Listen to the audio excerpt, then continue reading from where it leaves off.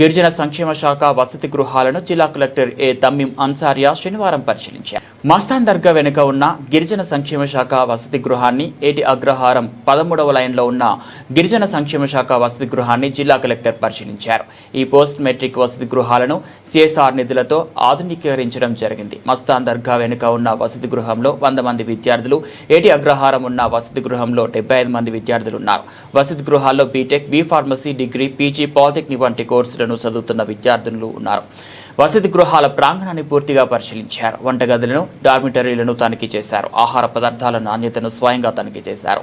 విద్యార్థులతో ముఖాముఖి మాట్లాడి వారి సమస్యలను అడిగి తెలుసుకున్నారు.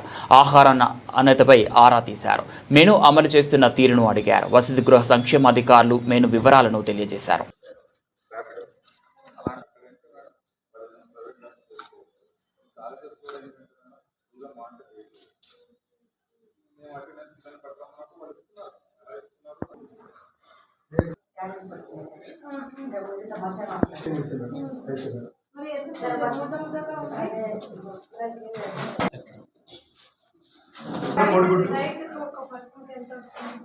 ₹52 వస్తుంది డైలీ మంత్లీ 1600 వస్తుంది.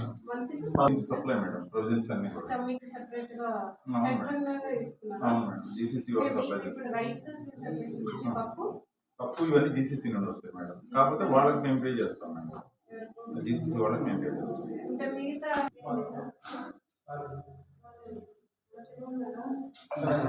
బాబు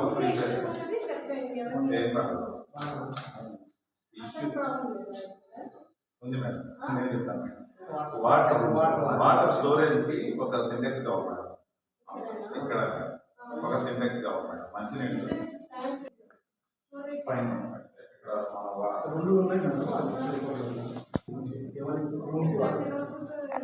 ఒక రోజు తీసుకొస్తే 2 రోజులు వస్తుంది. 20 లీటర్స్ క్యాన్ 2 డేస్ వస్తుంది.